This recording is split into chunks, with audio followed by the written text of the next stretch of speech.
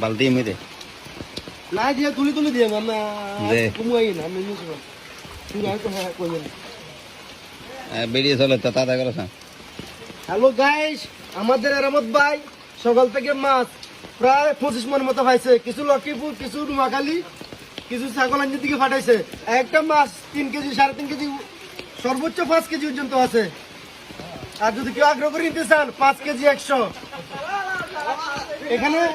আরো মাছ পর্যাপ্ত পরিমাণ মাছ আছে প্রায় 25 মন বালতিতে প্রায় 5.5 মন আছে এই দেখেন 3 কেজি 3.5 কেজি এই মাছগুলার খুব সমস্যা আমাদের আকাশ মামা আছে আকাশ মামা কিছু বলেন আরে মাছগুলো কত কাটাবেন